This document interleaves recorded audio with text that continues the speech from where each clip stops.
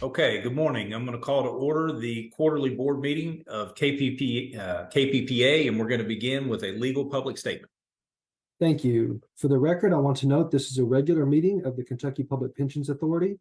This meeting is being broadcast via video teleconference pursuant to Kentucky Revised Statute Section 61.826 and may be viewed by the public at the Kentucky Public Pensions Authority offices located at 1260 Louisville Road in Frankfort, Kentucky. It is also being broadcast to the public via Facebook. I ask if you are speaking and are not appearing by video, please identify yourself before talking. In the event the video or audio broadcast is interrupted, we will attempt to reestablish a connection. If a connection cannot be reestablished within 30 minutes, the meeting will be adjourned and rescheduled to another date. Okay, thank you. Roll call. Yes, sir. Mr. Piercy, Here. Dr. Hackbart, Here. Ms. Hampton, Here. Mr. Lane, Here. Mr. O'Mara, Here.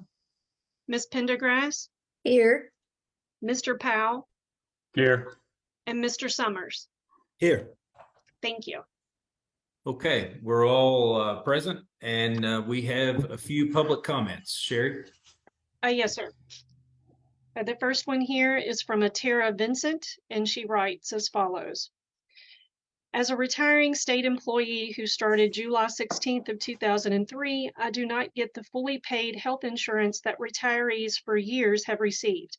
I get a monthly allowance of $426 based on my 20 years of hazardous duty service. KPPA insurance is too expensive, nearly $2,000 for the family PPO. So I'm trying to find a job with a great insurance plan offering. I'm very disappointed that Senate Bill 209 was executed by KPPA in a fashion that does not allow for me to be reimbursed the $426 that I have earned unless a future employer pays nothing or less than $426. Even if I applied and was hired back as a state employee, I wouldn't be able to use the $426 toward an employee plan. This leaves me no tangible benefit in regards to health insurance following 2 decades of service to the Commonwealth. While I understand that changes had to and must be made for the pension system, the implementation of a reimbursement plan that ultimately does nothing for the retirees is very frustrating. Thank you. The next one was from Beverly Kelly, and she states as follows. I am a retiree that served 28 years with Kentucky State. I draw a minimum pension from my retirement. Inflation has increased so much in the years since retirees received a cost of living that it makes it difficult for most to survive. Most retirements have a cost of living built in. Please consider supporting our retirees with a cost of living raise. Thank you. The next one is from Eleanor Shipley, and she states as follows. Regarding the Humana and Baptist Medical Health Group contract dispute, why does Humana have an exclusive contract for the KPPA Medicare Advantage plans? Why doesn't KPPA offer multiple Medicare Advantage plans? How can KPPA state, end quote, retirees can expect the same level of service, end quote, when Humana is saying Baptist Medical Health Group will no longer be covered by Humana Medicare Advantage? How can KPPA guarantee that retirees will not have increased cost for the same level of service? What is the process for retirees to ensure a continuity of care when their current doctors belong to Baptist Medical Health Group? I am very concerned about Humana's ability to change the contract with KPPA during the first year of a multi-year contract granted exclusively to Humana. Thanks. The next one is received from John Coots, and he states as follows. I retired from Louisville Metro government in 2013 after serving our citizens for 27 years. I currently have Anthem insurance and I'm pleased with my coverage. I am, however, very concerned with our insurance plan your board is discussing today, September 28th of 2023. I am currently 58 years old. After I turn 65 in 7 years, I would like to expect the same coverage and benefits I have today. I currently have stage 3 prostate cancer and use doctors affiliated with both Humana and Baptist. I do not want to be required to switch providers down the road due to negotiations and decisions your board is making today. While working in economic development, I was tasked with working with numerous government bodies, regulatory agencies, administrations, and stakeholders. I ask that your board continue working with all stakeholders as well, including Bluegrass Baptist Health Medical Group. Thank you for your time. Sincerely, John Coots. The next one was received from Patricia Brody. She states as follows: please comment on the role of KPPA in the loss of Baptist health providers coverage through Humana Medicare Advantage plans. I am one of many retirees who will have potentially critical services lost. I am a retiree in Louisville, Kentucky, and have only received communication on this issue from Baptist Health and Humana. My most important provider, my cardiologist, is a Baptist Health provider who has treated me for 15 years. Since my Humana Medicare Advantage plan was a KPPA-approved selection for my county, Jefferson, how is it possible that services were dropped prior to the end of the plan year without KPPA involvement? Please explain. The last one we received was from Judy Lloyd, and she states, in reference to the Humana and Baptist Medical Health Group contract dispute, why does Humana have an exclusive contract for the KPPA Medicare Advantage plans? How can KPPA state, quote, retirees can expect the same level of service, end quote, when Humana is no longer honoring Baptist doctors? I am faced with finding new doctors or paying the increased cost for the same level of service. I am very concerned about Humana's ability to change the contract with KPPA during the first year of a multi-year contract.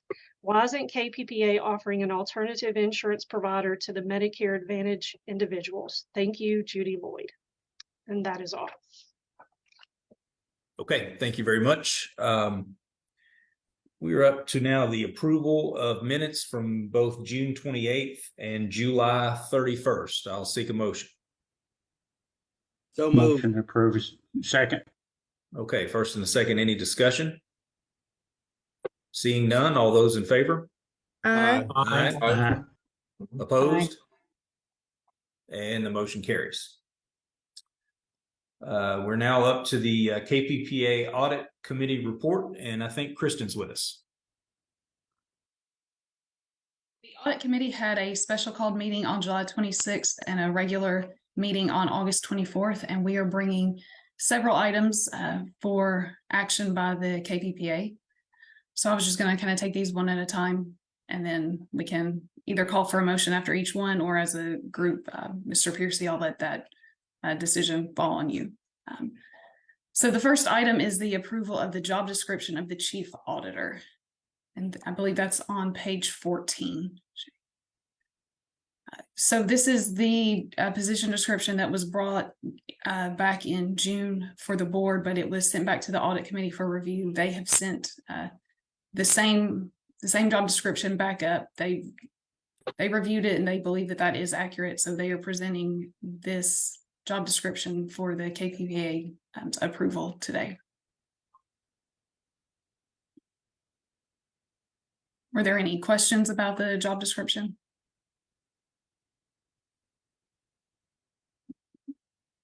We'll just roll everything into one motion unless we hit a speed bump along the way. So you can just move on to the next. All right. So the next item that's being brought for consideration is the Charter for Internal Audit Administration. That starts on page 23. So the Audit Committee has reviewed this at several different meetings. This is the document they are presenting, but there are a few items that they wanted to bring to the KPPA board for discussion. And the first one is on page 25, I believe, Sherry. So this is related. Did somebody have a comment? I thought. So this is related to the decision on who will be responsible for approving the chief auditor's weekly timesheets, leave requests, work schedule, training and educational requests. So the audit committee wanted to bring this to the full board for discussion. So I will turn it over to you, Mr. Piercy. Okay, so Lynn, you have a question? No, just a statement. I've thought about this, and To me, there's two choices, and that would be Lori or what's now Dave. But I do think that it's not. I don't think it should be the chair of the KPPA because you're not around to know who's where and et cetera. And I also think it's important that that all the employees in the organization sort of um, that somebody knows what everybody's doing. So I would think my preference would be the executive director, but I also understand that the personnel director would be a candidate for approval. And that's all. Okay. Yeah, currently I'm the one doing that. And as Lynn pointed out, and as I've mentioned to Kristen, I mean, it's a little bit of an absurd process. I mean, I really don't know. I'm just clicking a button and hitting approve because there's no way for me to know who's doing what as a part-time board member. So I do think it probably should be someone other than the board chair because we're just not there and we're part-time folks. So you want to have a Keith, follow up to Lynn's suggestion? Keith, can I weigh in on this? Yes, sir. I think neither Lori nor I have authority over that position, but I think Lori is a lot closer to attendance and all the things with regard to staffing across the entire agency. I think she would be the appropriate person. Okay, and that certainly sounds reasonable to me. Any other discussion on that particular topic? Only Keith, I would be comfortable with that. Okay. Michael, do you think we need to, if maybe this is the speed bump that we've hit, but do you think we need to make a motion to insert language here?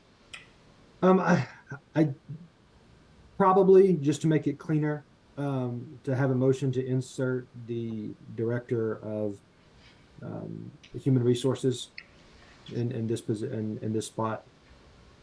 Okay. So I'll seek the motion. So moved. I'll second. Okay, any discussion? Seeing none, all those in favor? Aye. Aye. Aye. Opposed?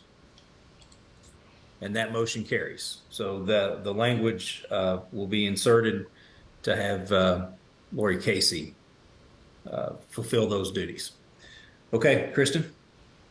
And on page 28, there's also another area where a decision was, I think it's 28. Oh, might be wrong. Sorry, Sherry. Sorry, wrong page number. 29. Yes. Okay. So this is the statute requires an evaluation of the chief auditor, and the audit committee wanted to bring before the board who would be performing that evaluation. So I will turn it back over to you, Mr. Piercy.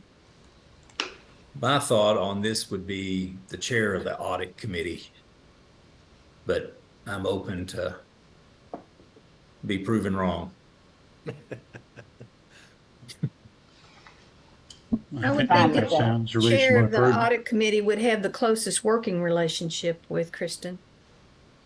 Yeah. Does that I agree. sound reasonable to everybody? Makes sense. Yeah, I think it's reasonable improvement. Yes. Okay, so I'll seek a motion to insert chair of the joint audit committee, or the audit committee rather, into page 29 rather of board books. So moved. Also moved. Second. By the way, I'm sorry. Go ahead. Go ahead and take the vote. I'm sorry. Okay, any discussion? All those in favor? Aye. Aye. Any opposed? And that motion carries. Dave? When you finally made the comment on the prior motion, I think you said we appoint Lori Casey to be the person. I think you intended to say the Director of Human Resources. We had used that term earlier, but then when you came down to the motion, I think you said Lori Casey. That's correct. I mean, she holds the position now. That is, I think, the intent. Would it be the Director of Human Resources? Okay, Kristen?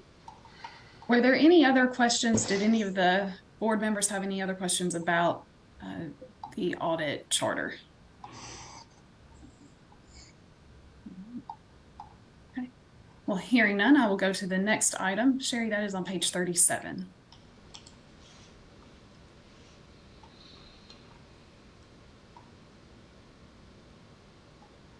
So with the structure of the audit committee reporting to being a KPPA audit committee rather than a joint CERS KRS committee, I worked with Mike Lamb and his staff on the information that was being presented at multiple committees and boards. So in an effort to kind of reduce the duplication, we went through and recommended where items would be presented and voted on. And this was presented to the audit committee and approved at their meeting. And we are asking the KPPA board to ratify that decision today. But are there any questions? It also carries over to the next page, Sherry. Are there any questions about any of these items?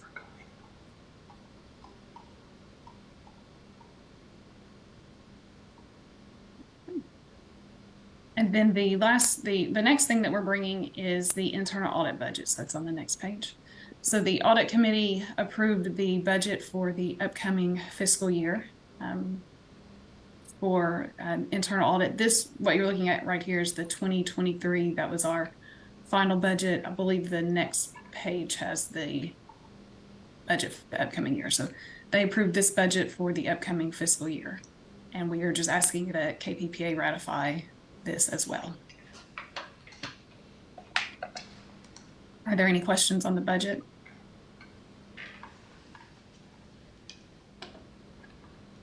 So those items are all seeking ratification. The other item being brought from the audit committee today is not a ratification, but an appointment of the chief auditor position. So I will turn this back over, Mr. Piercy, to you for the final vote on these items if there's no other questions. Okay.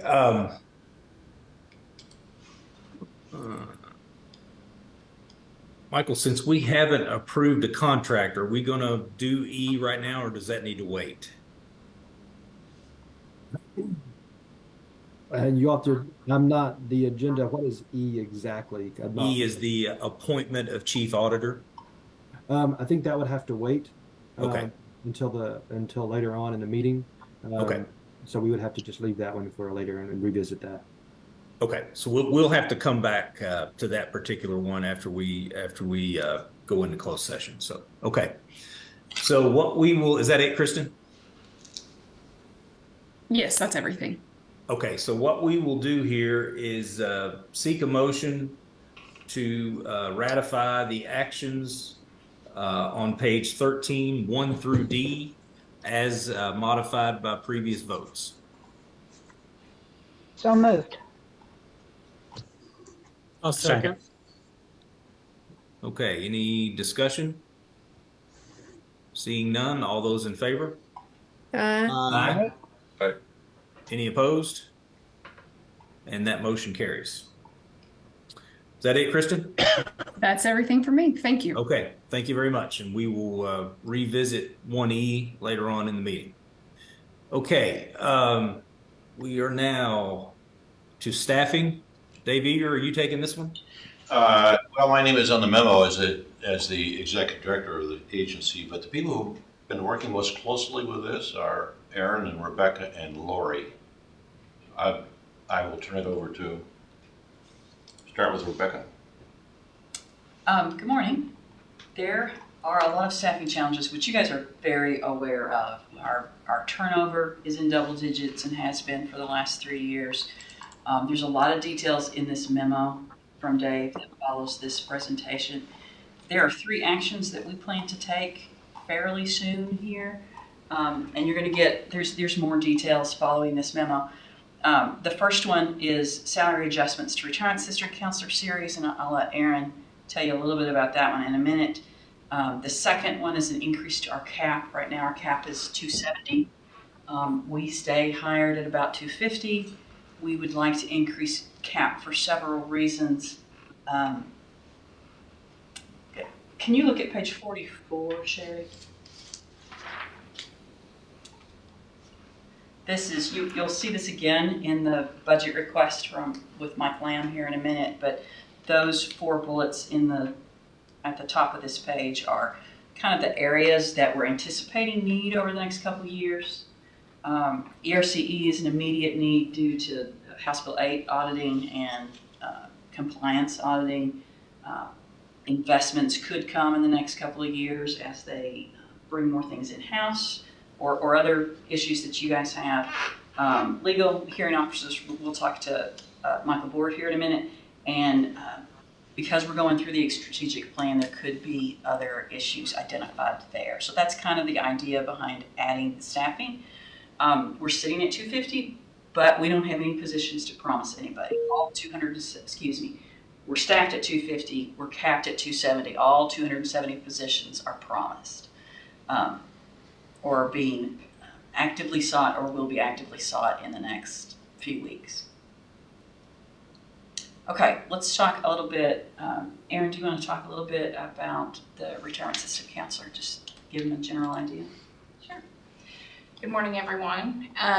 As if you read the memo, you could see that we are having significant turnover within our counselor position type. We're at 20% for turnover in the counselor position. So as we took a look at the salaries and as Lori conducted some exit interviews, we realized that our pay is what we're starting our counselor ones at is not competitive with what other state agencies are giving for their the same grade level, and it's not competitive with what one of the other state retirement systems pays their starting counselors. So in 2019 we were able to give an increase in pay to our level 4 counselors. That we gave it to the level 4s because they had the longevity and they hadn't had raises or any bump to their pay for many, many years. We knew at that time that we were going to have to come back and look at the lower levels, the 1s, 2s, and 3s, and making adjustments for them as well. So we have made a proposal on or what we're going to bring our counselors up to. They currently are just a little over $33,000 is the starting pay. Is that correct? Right.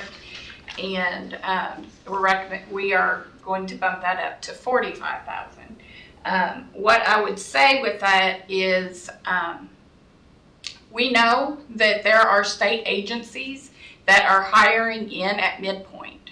So the $45,000 is not at the current midpoint for this grade level.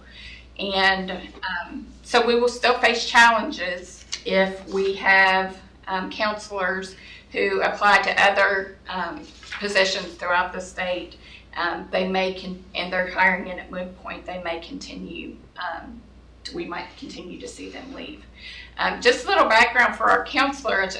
You all know that we have a very complex system, and all of our retirement system counselors who are trained on calculations, when they come in, when they're hired in, they sit in a training room for a minimum of 3 months to learn some of the basics of the Tier 1 is what we are training them on now, and before they can even get out into their areas to help with the workload.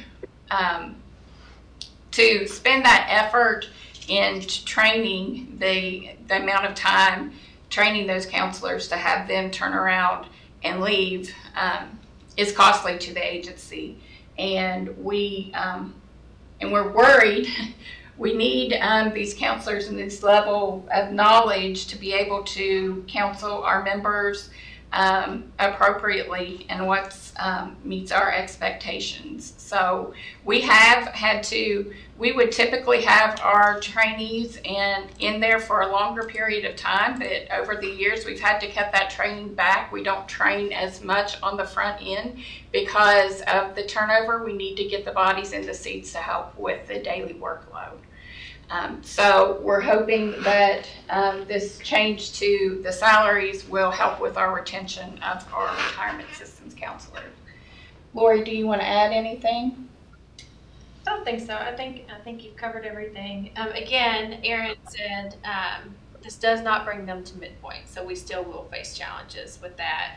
But it does give us a little room to work with them once they are brought up to a newer salary. And of course, everything is subject to the personnel cabinet's approval as well. So. Yeah, I would make, if I could, this is an ongoing issue for us. I mean, this doesn't solve the problem. It helps. We've got a long way to go, and there's going to be increased budgetary requirements going forward. So don't think the door is shut on this issue. Just a process question, if I might. Going forward in terms of the cap, is that connected to the budget process? And are the HR salary adjustments, what's the process we need to go through if we approve this? What are the steps forward to make these permanent guidelines? You don't have to approve this. You've given the authority to your executive director to make these choices, but because these do impact the budget, those do get approved. So you will see later, you will see the additional budget request, which absolutely has to be approved by the trustees before that happens. Those are for the cap positions. We can ask for cap changes at other times, but this is the only time you can get money approved in your budget through the budgeting process to do that. So cap just controls the number of positions. It's not about which positions you have. It's about how many you can have in your agency. And specific to the midpoint, that is not related to cap. The midpoint is related to your budget and staying within the budget that was approved by the trustees at the beginning of the fiscal year. I guess my related question is, okay, I understand the cap process, but in terms of the salary adjustment, will those salary adjustments be anticipated in our budget request, or how do we handle that if these salary adjustments are not approved before the budget is submitted?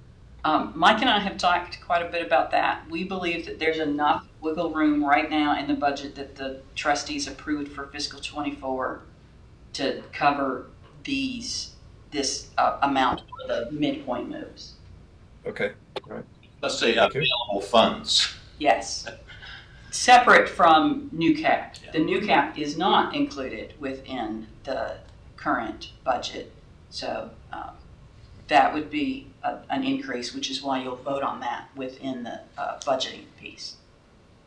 Can I ask for clarification? You said there was enough wiggle room in the current budget, so you're talking about the FY24 budget? Yes. Yes. Okay. And when you say wiggle room, are you talking about in salaries? Or are you talking about other locations in the budget? In salaries, and I mean, there would be FICA, and there are other lines than just the salary line, but yes, within the personnel piece. Within the personnel subtotal? Yes. Would that be within the current fiscal year or in the new biennium? The changes to midpoint Yes. are in the current fiscal year. The cap will be in the new biennium. Right. So you're suggesting there's sufficient funds within the current fiscal year budget to accommodate the salary adjustments if they are approved? Yes, that's what Mike Lamb and I agree on that, yes. And you're saying that, and the amount of that salary adjustment is how much? Bottom of page 43, we anticipate it to be approximately $722,100. That's an annual amount. That would correct? be the annual amount, yes.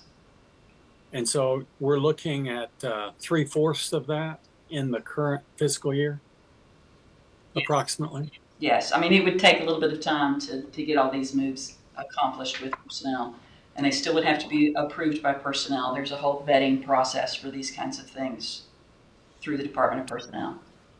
And I believe that was what Dr. Hackbart's question was, that process of through personnel.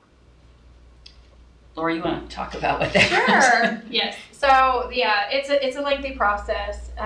We would have to submit a letter to the Secretary of the Personnel Cabinet and the Budget Office as well, outlining everything that we want to do. They want details. They want to make sure that we have enough money in our budget, our current budget, to do that.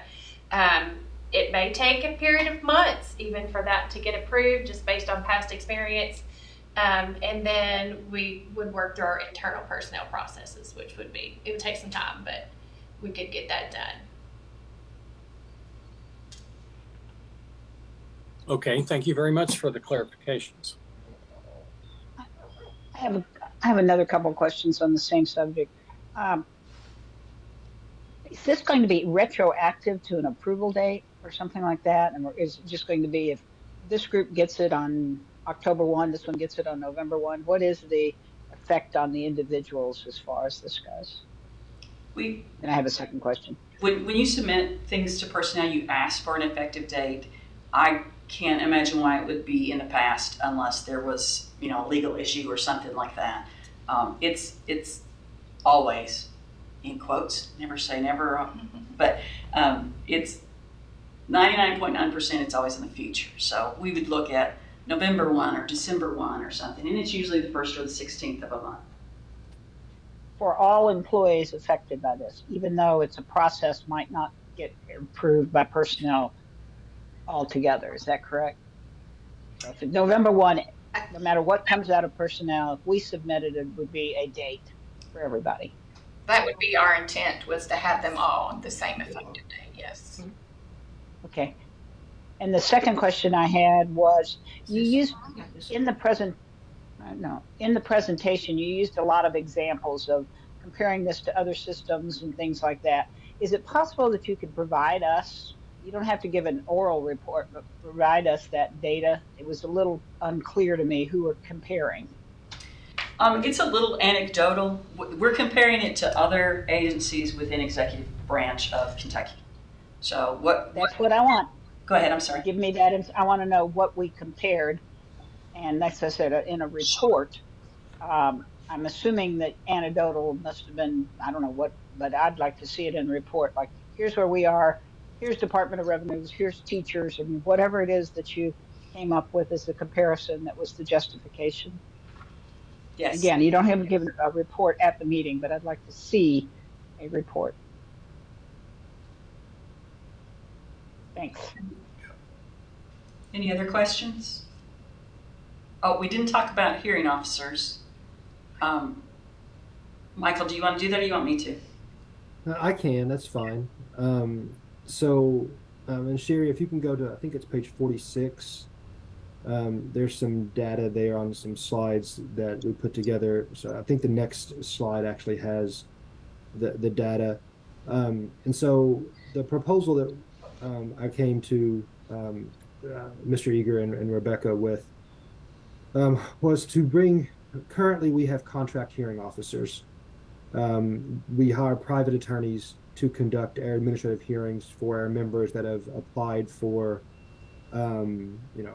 disability retirement or, any other type of, administrative hearing our agency conducts, which we have a vast number and possibility of administrative hearings we could conduct.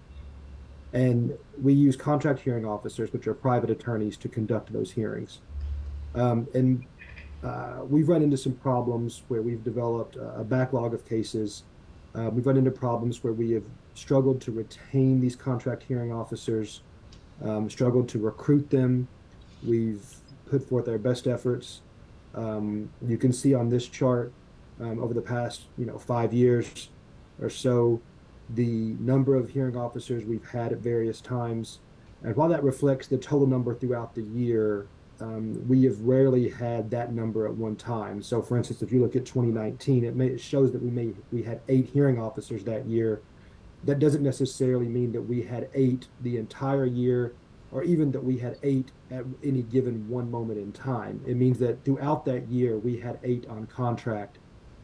We may have only had, we may have had 3 or 4 at the beginning of the year, and then we lost a couple, and then we brought more on towards the end of the year. So throughout the fiscal year, we had 8, but that doesn't mean that we had eight at any given moment in time.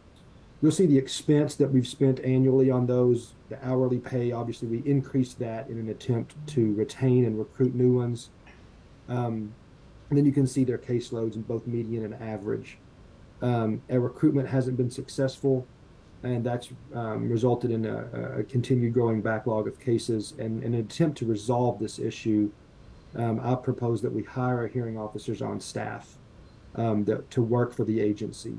And so, Sherry, if you can go to the next page, this is just another way of looking at this increase in cases over a given year. Our hearing requests have just dramatically increased.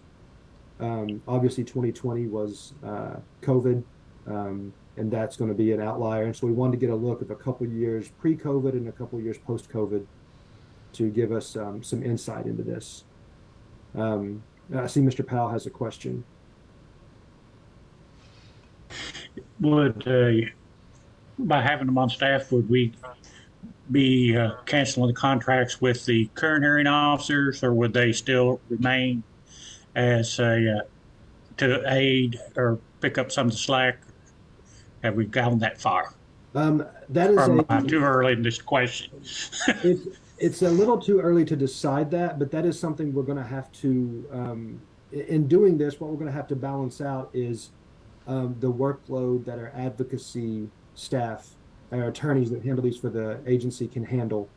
We bring these attorneys, the hearing officers on staff, that's obviously going to pick up the pace that we move these cases through the process, which is what we're aiming to do. That's going to increase the pace our in-house attorneys work at, which is okay. We can absorb some of that. If we retain the contract hearing officers at the same time, is that pace going to be something that our current attorney staff can't sustain? And so we have to balance that out. And so we'll have to play with that as we move through. All of our contracts can be canceled by us with 30 days written notice. It's a little too early to make that determination, but we do want to work through the backlog as quickly as possible, but we can't obviously create an unsustainable workload for the attorney staff we have. So we got to balance that a little bit. Because we've got some good, we've got some really good experienced hearing officers, and I'd hate to lose that experience too, because there's some of them been with us for a while. They know the job really well, and that makes the when the DAC committees review it, it makes it so much easier. Yes. For us too. Yes. So we don't. I assume the hearing officers are dealing with questions about benefits and clarifications.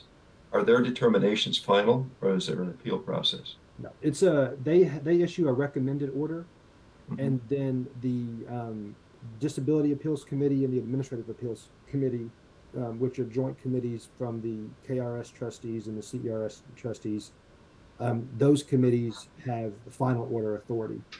So the hearing officer's recommended order goes before those two committees, which issue a final order of the agency, which can then be appealed to circuit court if the member disagrees with that. So as a staff member, that would be a staff evaluation and a recommendation to the committees, is that? Yes. Would be the role. Right? Okay, thank you. Yes.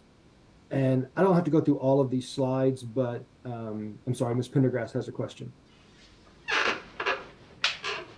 Does it change the conflict of interest assessment if the hearing officer is an employee of KPPA rather than a contractor? It does not. There are several other state agencies that employ their hearing officers on their staff. I actually worked as a hearing officer for the Cabinet for Health and Family Services for about 4 years, as a staff member there, employed by the agency, conducting hearings there. I know the Energy and Environment Cabinet employs hearing officers there. At one point, the Transportation Cabinet did. I don't know if they still do or not, but I think they do. I could be incorrect about the Transportation Cabinet. I don't want to be held to that. But I know at least 2 other state agencies do, and others have in the past as well. So it doesn't change that. One thing we would do is these would not be housed under legal. for obvious reasons, that would be a conflict. They would be housed in a different part of the agency. And so we would have to, administratively just put them in a different section so we could avoid that. But that's the only issue. That was going to be my question. They would be walled off from the other. Yes, they would be.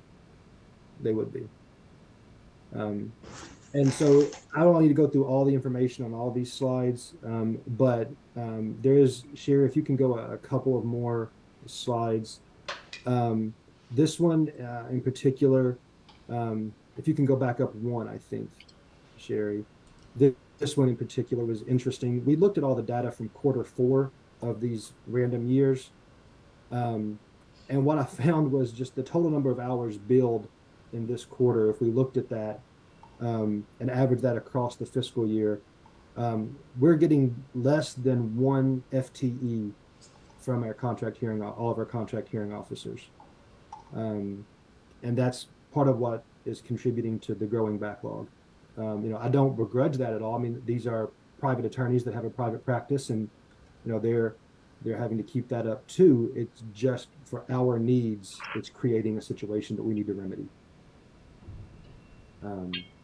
And so that's why this proposal is here and is part of the staffing proposal, wanting to bring some of this in-house. So I'll answer any other questions that you may have about any of the data that I've presented or anything else.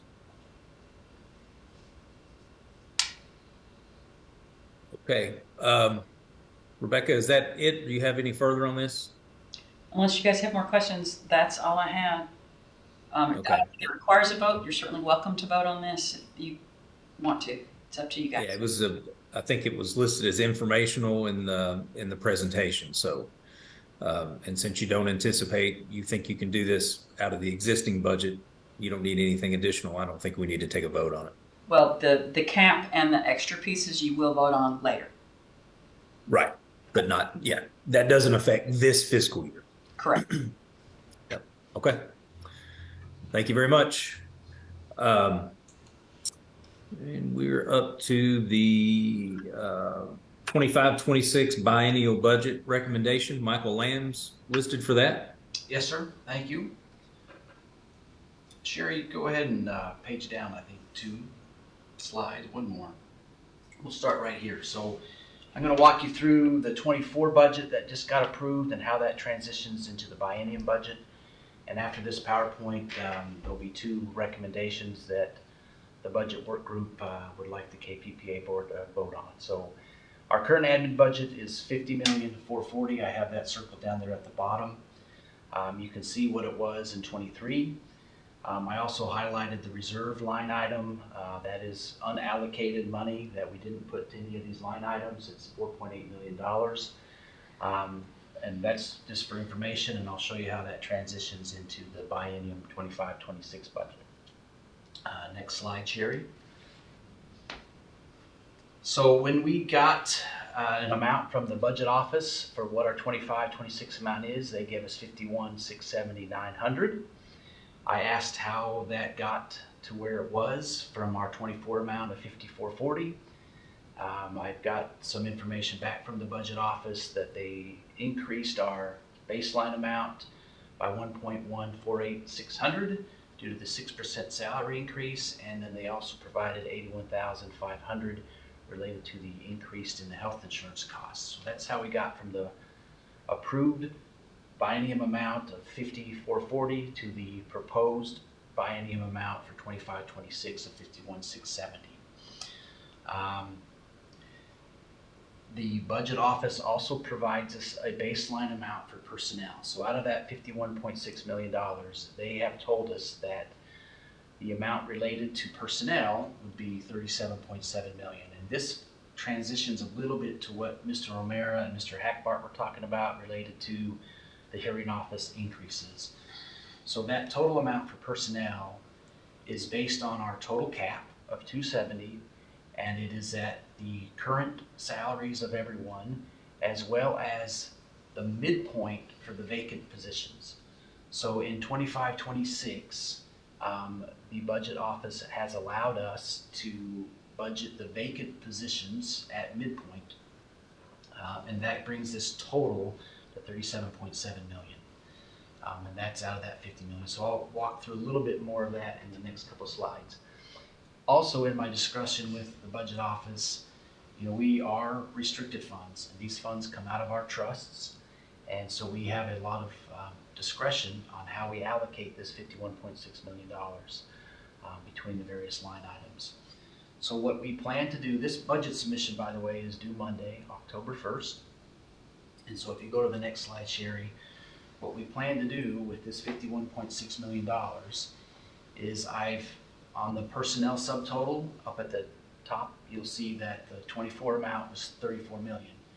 The proposed 25-26 amount is 37 million. Again, that's the number given to us by the budget office based on budgeting the vacant positions at midpoint, etc. And that's $3.2 million higher. We're going to skip legal for a minute. So then also what I did is I just took the 24 budget amount and placed the same amount in the 25-26 amount. So there was only a slight increase in one line item down there in other operational for $3,000, but everything is the same. And what that does is that reduces our unallocated amount or our reserve amount from 4.8 million to 2.8 million because of the increase in the personnel line item. So we still have capacity and in that 51.6 million to cover other things.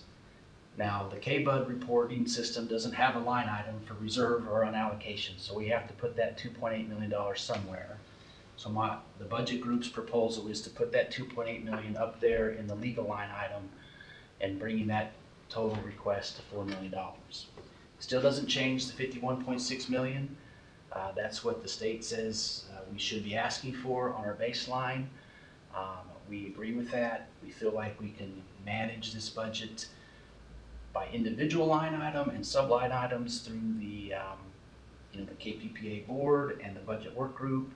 And in 25, we'll get together again as a task force and really scrutinize the line items and allocate that 51.6 million a little bit more granular for your approval in 25. So any questions on that piece first before I get into an additional budget request? Okay. Would you like a motion to approve?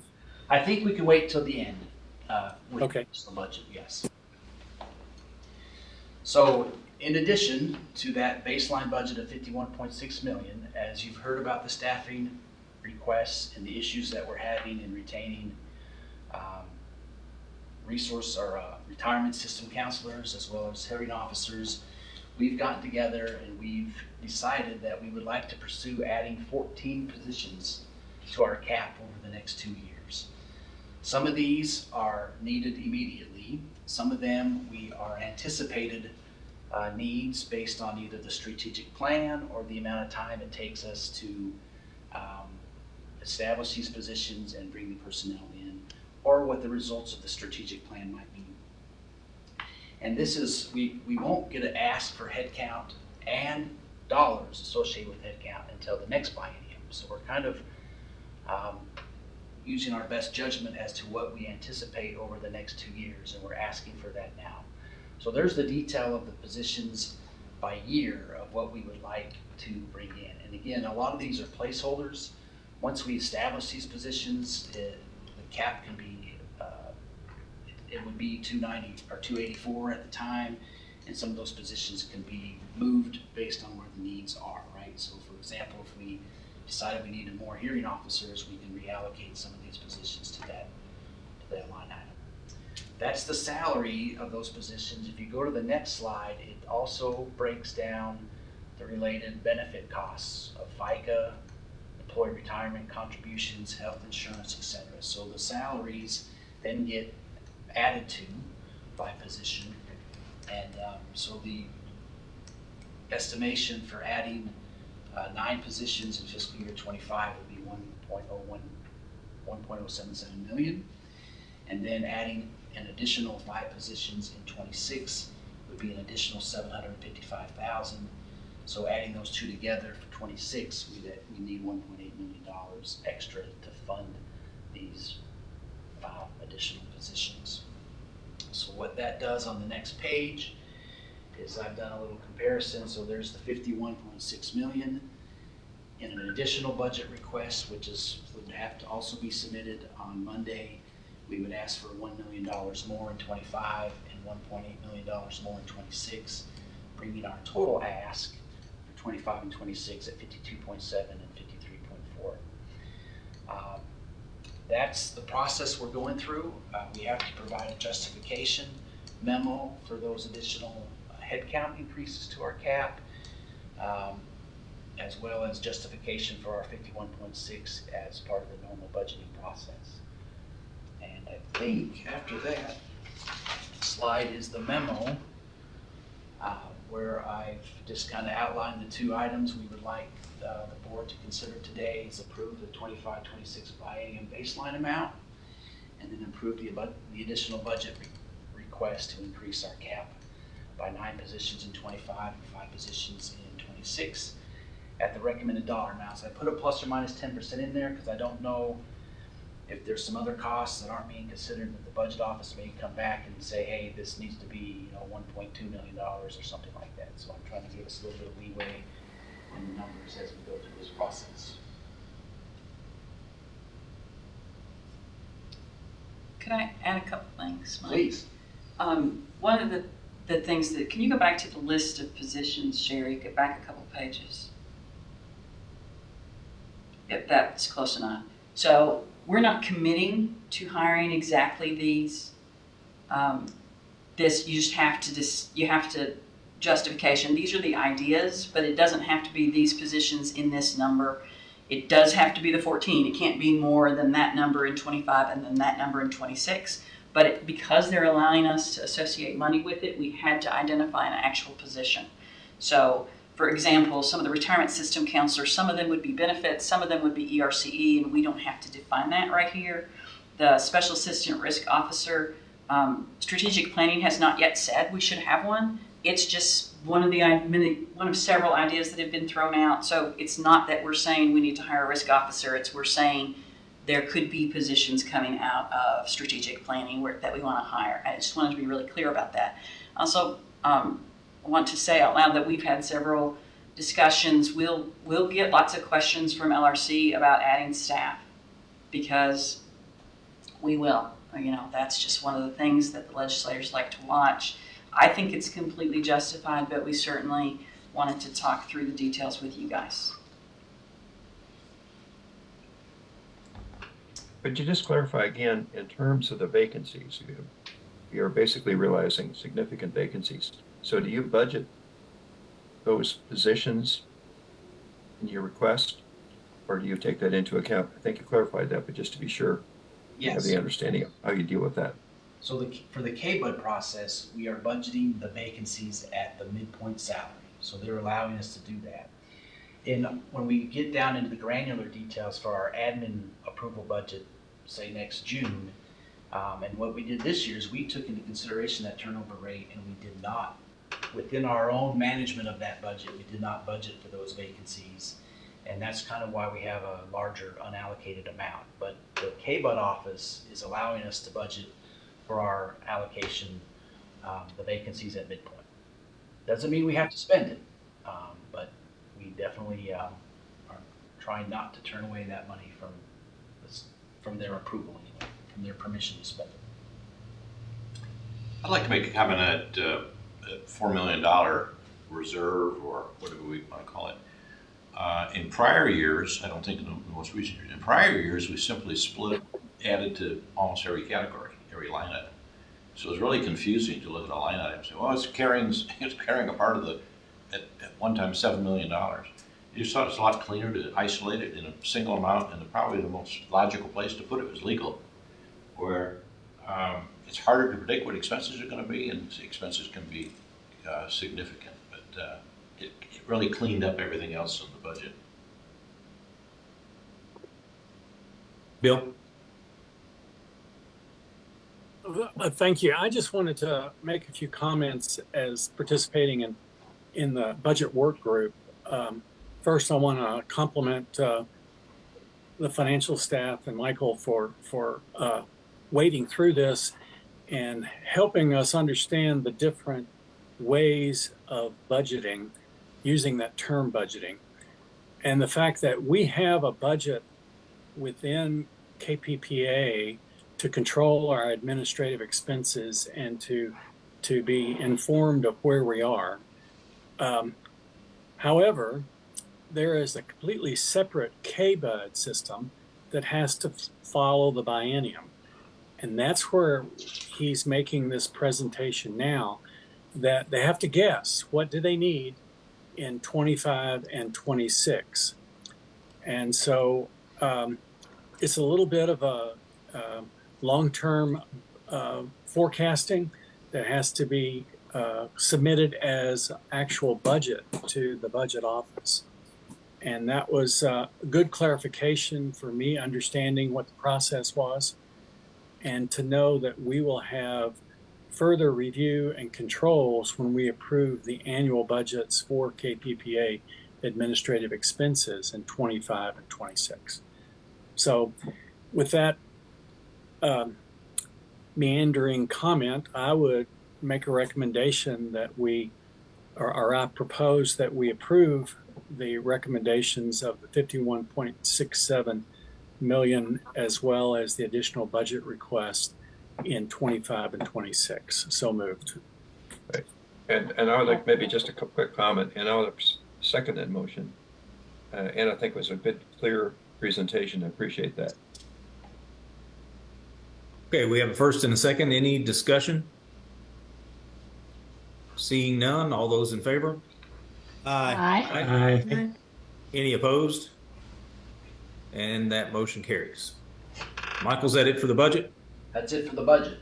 Thank you. Okay, and you're also up next for the cyber insurance policy.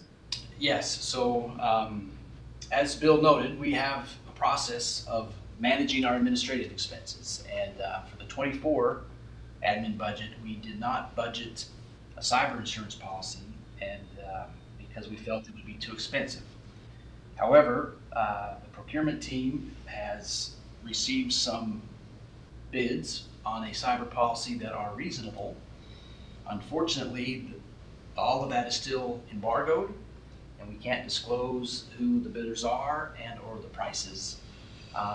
But I am on that team, and I'm aware that it will fit within our admin budget for 24. However, I may need to pull some money out of the reserve, that 4.8 million, since we did not specifically budget for a cyber insurance policy, to pay the premium of this policy once and if the successful bidder is approved and the contract with legal is reviewed and set apart. So my recommendation is to ask this board to approve the awarding of the cyber insurance contract to the successful bidder, including the associated costs to be paid out of the admin budget and moved out of the reserve if needed.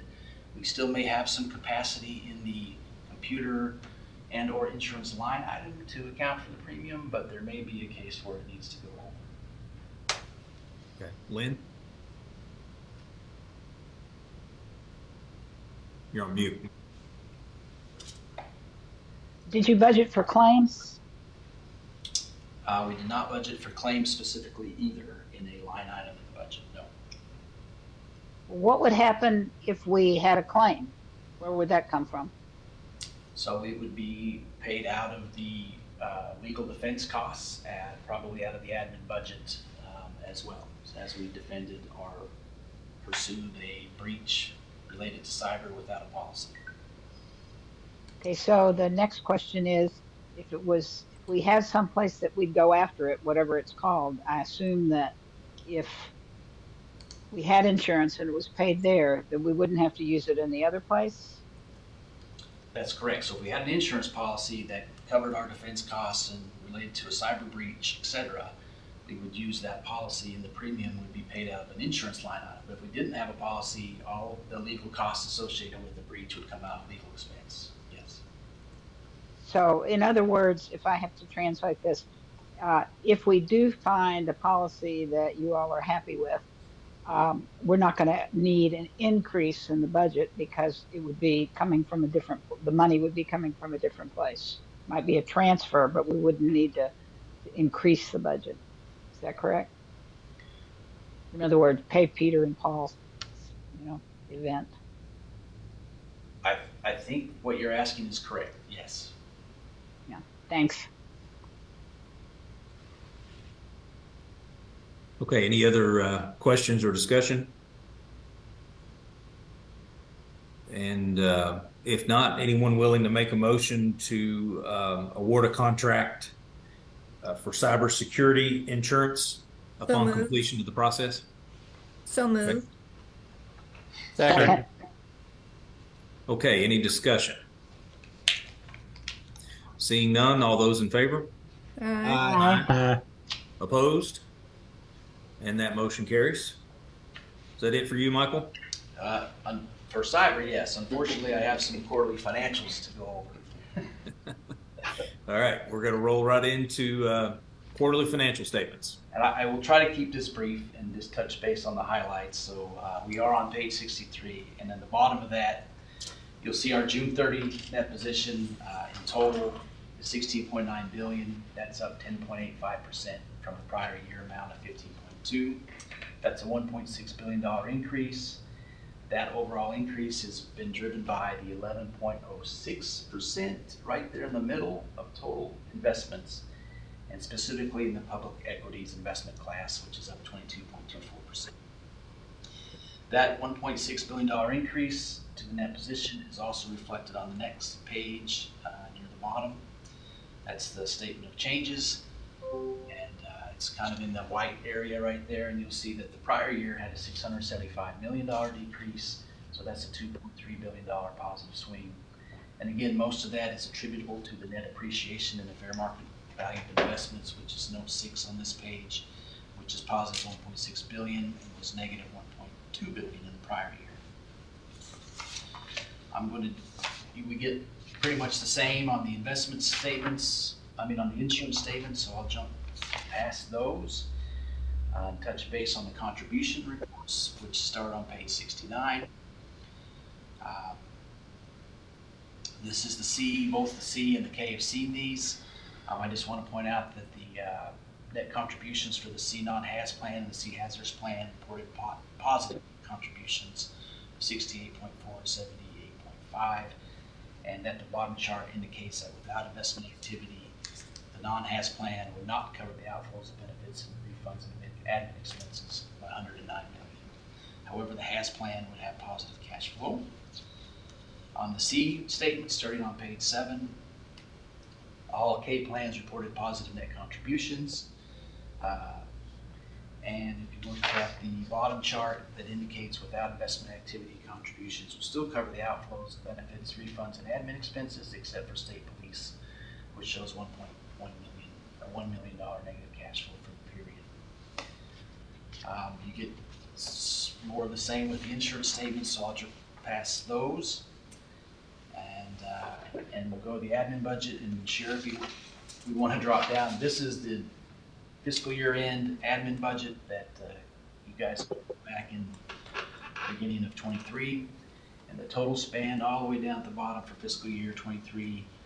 The expenses were 18.33% or $9.2 million under budget. Yeah, right there, that total line item. This includes not having to utilize any of the $4.1 million allocated reserve for 23, and not considering the reserve, we were still under budget by 11.09%, or $5.1 million.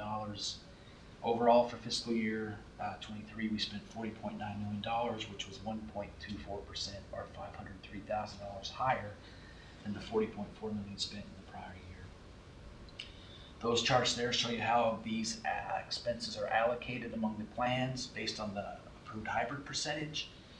And also at 6:30, we had to do some adjustments related to separation expense and plan specific expenses. And that's the ins and outs of how that happened, still resulting in $40.9 million in total being allocated among those 5 plans as presented. And the final chart, I think we show some of the JP Morgan Chase fees, earnings and fees. You can anticipate a bigger, better presentation on them in the next KPPA meeting as I'm evaluating all of those accounts right now. So we'll jump past that. And this is outstanding invoices in total for both the C and the K plan. If you will, I want to point out that on the second chart where it says employer name top 10, there's 3 bullet points there. That represents invoices that are in litigation. So there's 2.9 million and 893,000. So the bulk of those are in litigation. So the rest of the outstanding ones are somewhat similar to what we see quarter to quarter. And we'll continue to report on them and work through them as we go. That was my very succinct presentation of financial statements. Okay. Any questions for Michael on financial statements or comments? And if not, thank you very much. And we will move on now to Investment Department update with Steve Willard. Good afternoon, everyone. Consistent with Michael, appreciating that we have a very full agenda. I intend to be very brief, just touch on a few highlights from the material that was presented to the respective investment committees and boards in August, and answer any questions that anyone might have. As I mentioned, the Kentucky Retirement Systems Investment Committee held a regularly scheduled meeting on August 8th, and the County Employees Retirement System Investment Committee held a regularly scheduled meeting on August 30th. No recommendations were made that required the approval of the investment committees, and no actions were taken that required ratification by the boards. Fiscal year 2023, and sorry, Sherry, this is on page 88, I apologize. Fiscal year 2023 presented a very challenging investment landscape with significant dispersion across major asset classes, as markets struggled with headwinds and uncertainty from rising interest rates, slowing economic growth, and geopolitical tensions. Investment staff was encouraged. The portfolios performed well under these stressful circumstances. All of the portfolios exceeded their assumed rates of returns and matched or outperformed their benchmarks for the fiscal year. For 2023, the total pension composite produced a return of 9.54% compared to the blended composite benchmark of 8.88%. With a range of 6.96% to 10.33% for individual portfolios. And the total insurance composite produced a return of 10.15% compared to the blended composite benchmark of 9.27%, with individual portfolio ranging from 9.29 to 10.33. In dollar terms, the outperformance for the fiscal year equated to approximately $111 million for the pension composite and $64 million for the insurance composite. And while we manage against our benchmark, not against necessarily peers. I think it's always a good information to understand the landscape of the peer universe. And we really consider larger plans, and this was 2023 was a unique year, much like markets where we saw large dispersion across asset classes. We also saw significant dispersion across public pension plans. Those were primarily driven by large plans underperforming smaller plans due to their higher allocation to alternative asset classes, which tended to underperform for the fiscal year. Looking at a couple of different data points that we consider, if we look at the pension and investments universe, the median return for the fiscal year was 7.6%. The Wilshire data for public plans over $1 billion. The median return for the fiscal year was 7.64%. And Callan's public plans over $1 billion, the median return was 8.1% for the fiscal year. So as I mentioned, investment staff was very encouraged by the durability of the portfolios and the resilience that they demonstrated. If we remember, that fiscal year started with a very strongly negatively trending market and ended with a strongly positively trending market. So the portfolios were able to outperform for a year that encompassed both very negative and very positive markets. And we think that's encouraging as to how we're positioned, the underlying managers, and how we were able to allocate within those overall asset allocations that were guided by in the IPS. Just a brief update on markets since the end of the fiscal year. For July was a strong start to the new fiscal year. The total pension composite returned 1.79%, and the insurance composite returned 1.85%. August performance is not final, it's still preliminary, but we're very near finalizing our numbers. The portfolios all gave back some of that July performance, with the pension and insurance composites down about 1%. We still have a day and a half left in September, so I'm not going to make any predictions, but markets have really continued to struggle in the face of rising rates. Markets are starting to get around the narrative that rates are going to be elevated. While we may have reached peak or near peak rates, rates are going to remain elevated for an extended period of time potentially. That's going to have knock-on effects on the general economy and economic growth. And the labor market, consumers are starting to struggle a little bit, showing some initial signs. So while the discussion goes day to day with whether or not we're going to have no landing, soft landing, or actually enter into a recession, I think that's still to be determined. The amount of damage that's been done by the very rapid and the amount of rise in interest rates over the past 12 months has yet to flow through completely to the economy. So we're going to see some soft patches. It's just whether or not we're going to see an extended period or how deep the recession might be.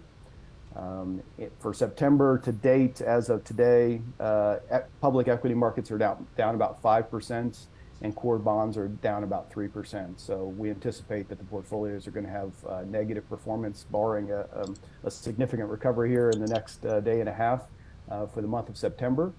And we're optimistic about the positioning of the portfolios. I think we have adequate liquidity, or more than adequate liquidity, to take advantage of any dislocations we see in the market. So we're evaluating those on a day-to-day basis. From an allocation perspective, while it won't be reflected in the 9/30 numbers, we have about $300 to $400 million in capital that we have committed across a couple of asset classes that is scheduled to be called in the first 2 to 3 weeks of October. So we're encouraged by that. We'll be moving closer towards the asset allocations in the current IPS.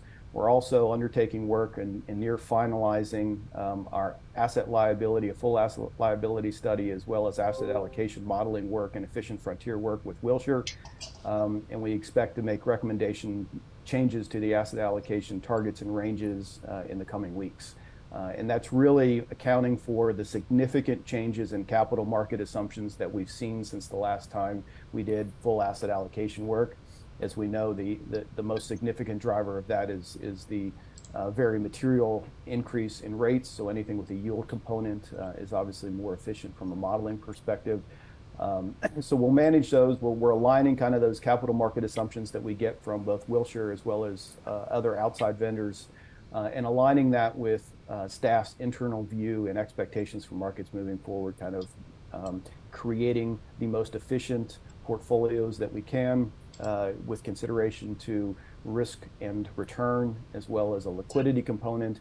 And really what we're looking to do is to take advantage of the changes in capital market assumptions and expectations for markets moving forward, to some extent de-risking the portfolio, increasing our probability of achieving those assumed rates over longer periods of time, and allowing the portfolios to take advantage of opportunities that are in the market.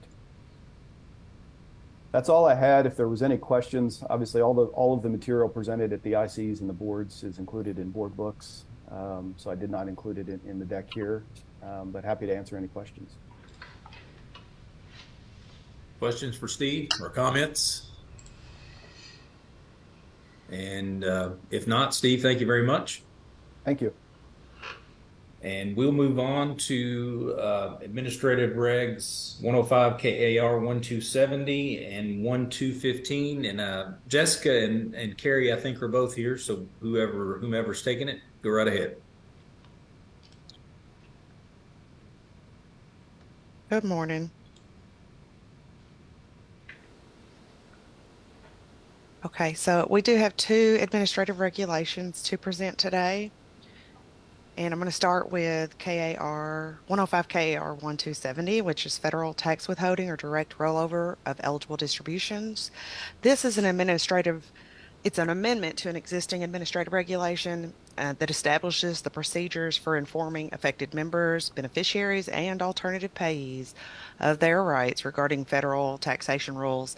It also provides forms for them to indicate what their preferences are for federal tax withholding or for direct rollover of eligible distributions.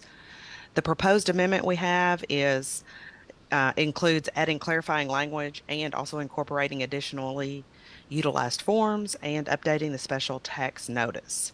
We did present this regulation to the Ad hoc Regulations Committee Board on August the 14th or August the 15th, and it was approved there with a few edits recommended. We did complete those edits to this regulation, and so we present it to the board today to be for approval to file with the Regulations Compiler's Office. So I want to ask if there's any questions about this regulation before we talk about the other one.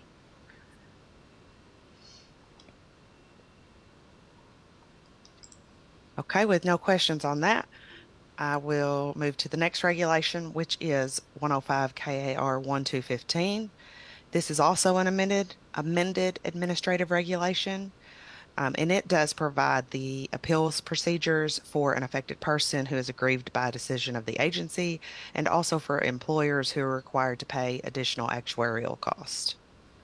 The proposed amendment to this regulation includes just adding a lot of language into it that is consistent with KPPA's current practice in conducting administrative hearings, providing for the use of the agency portal for the administrative hearings, and also adding appeal procedure language for those affected persons whose disability retirement benefits have been denied, reduced, discontinued, or denied reinstatement, and for those employers who are required to pay additional actuarial costs.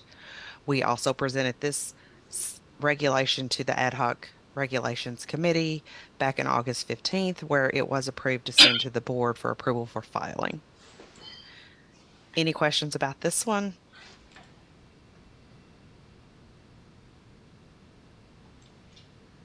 Okay, we would like to request that the board approve both of these regulations to file with the Regulations Compiler's Office. I'll make that motion. I'll second. Any discussion? Seeing none, all those in favor? Aye. Aye. Aye. Any opposed? Motion carries. Thank you very much, Jessica. Thank you. And we are up to the KPPA Executive Director position. I'll start this off, and then I want to let Dave say a few things, and then we'll open the floor up for anyone else that has any comments. I thought I would start by just kind of giving a brief history here of the last two times this job was open. The first time was in 14 and 15 when the board hired a search firm at the cost of $65,000. That search was ultimately fruitless. They identified a bunch of folks, frankly, that wanted much greater salaries than the board had any interest in paying. A lot of those folks cited the underfunded nature of the systems and what they felt was risk to their future employment if they took the job. And I think that's a lot of the reason why they asked for the large salaries. And that search, again, didn't produce any viable candidates. The director at that time agreed to stay on, and the search firm actually gave us half of our money back. So in the end, it only cost us about $37,500. But obviously not a positive experience during that particular time. And then the next time the job came open was 2016, when the board decided to hire no search firm and essentially do no search at all. Dave Eager was on the board as an appointed member, agreed to take the job on an interim basis. The board put him in that spot, and he held that title for about 18 months until the board took the interim tag off, and he's been the director ever since. So I think that hire turned out about as well as it could. It steered us through some tumultuous times and has gotten to where we are today. And obviously, when he accepted his last contract, he said that would be his last. So now it's time to start the process to come up with his replacement. I think we have really three options to do this. The first is to go back the search firm route. which failed the last time. There's actually a master agreement in place with Deloitte for the state. I had Dave Eager reach out to them yesterday, and they estimated their cost this time at between $66,000 and $88,000 to do the search. So that's the first option. My guess is that option is going to turn up a bunch of people that want a lot more money than we're willing to pay again.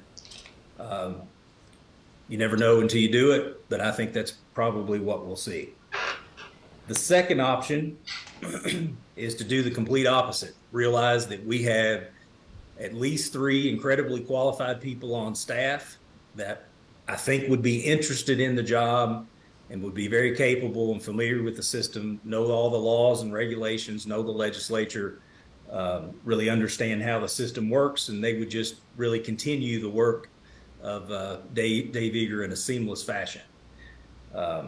If you were to make me king for a day, that's what I would do, is hire this thing internally. We could probably have this thing wrapped up sometime in the first quarter of 2024 and spend the last few months of Dave's employment knowing exactly who was going to be in the seat and moving right on into the next fiscal year. And then the third option is to kind of do what I would call a middle ground solution, which is recognize those folks internally and encourage them to apply, but also reach out to organizations like NASRA and NC-PERS and have them announce the opening just to see if there's anybody out there that would self-identify as a candidate without us paying tens of thousands of dollars for a search firm. Those are the 3 choices. I hope, frankly, we don't go that search firm route. I just think it's a lot of money that's already proved fruitless once. I think that's something you do, at least just in my opinion, when you really need a change, when things aren't going so well, or maybe your organization has some sort of scandal going on. I don't think that is in the least bit the situation we're in. I think we have good people in place, and I think we can cover what we need to cover with the folks that we already have. I see some hands up already, but before we do that, Dave, do you want to speak to this just a second? Yeah, thank you, Keith. I concur with the fact there are people internally I think that could do an excellent job in that role. And those people, if the process continues, I'm sure we'll make it known who's interested. I hope it's not a surprise that we have these people. I'd say you could be critical of me if we didn't have. But people have been taking on additional roles and being prepared for the fact that I'm not going to be here and somebody's going to step into that position. And I think all other things may go. There's an advantage in hiring somebody from the inside. We know them. I've worked with them for years, day by day, month by month. They have a history here. They know our history. It's really a value to have somebody who's has the history of the system. We've had people who have worked in state government. Working in Kentucky state government, knowing the statutes is a big advantage. And not to say, at least to say, working with legislators and people in the executive branch, we have people who are quite familiar. They're trusted. They've developed really good relationships. There's a chemistry in this team. The management team works really effectively together. I would be less concerned about somebody coming in and just not upsetting the apple cart, if we would. And there would be no extensive learning period. So again, all of the things being equal, I'd say look internally for sure. I'm convinced the capability is there. There may be somebody out there that may have better credentials, but at the same time, they tend to be an unknown, and there is a risk in hiring somebody that you don't have the experience with. So I concur with Keith. Yeah, I think what he just mentioned there, I meant to mention also, you don't have background risk. The problem with hiring from the outside, and we've probably all seen this at some point, is you're really at the mercy of previous and current employers to tell you the truth. Some of those folks are afraid to tell you the truth because they're afraid to be sued, or they really want rid of a current employee, so they tell you they're great. So we wouldn't have that risk if we did this internally. But Lynn, you have a comment?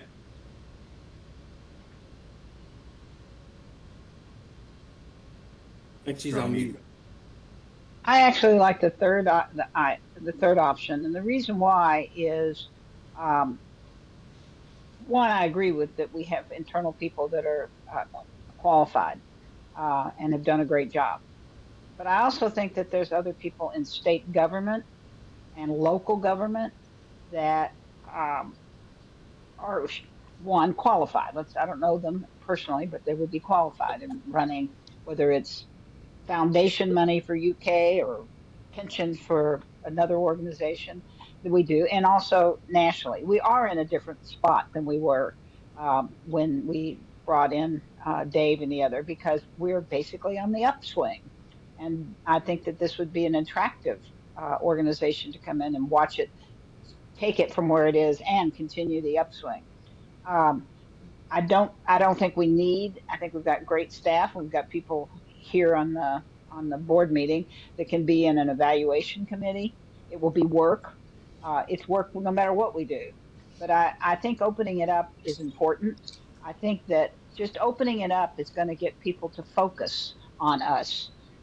We talked earlier about not having people interested in coming to work for us. Well, let's let them learn and see and possibly increase the interest in our other positions. But my feeling is the third option of basically opening it up to our staff, opening it up to people in the state of Kentucky, opening it up to the professional organizations would give us a great um, a great selection. I also think if let's say we do end up hiring somebody from internally, I think that person would feel better getting the job, knowing that they were competitive and we were able to offer them the job because they were better than anybody else and that there was competition. So there's three different angles of looking at it. Okay. And I think you've really hit on some key points, and that is, if we open up the process, there are other individuals in state government and possibly local government and the universities. And I think the important part of that is, at least my experience has been in terms of searches, is adds to the prestige and recognition of the individual who ultimately gets that position. And the fact that that person has been competitive and with other individuals, I think really adds to the confidence that individual has, and also the confidence in KPPA across the state that we've conducted ourselves in that manner. So I strongly endorse your comments. And it seems this is the first time we've talked about this. It seems to me it would be beneficial if we identified a search committee of KPPA to basically be in charge of the process and to work out, if we go with option 3, exactly how we do that, and then come back to the board with a recommendation for the process going forward. Yep. Betty, I think you're next. Actually, Jerry had his hand up before me and then it switched. So let Jerry go first. Okay. Somehow you did switch on places there. Jerry, go ahead. All right, thank you.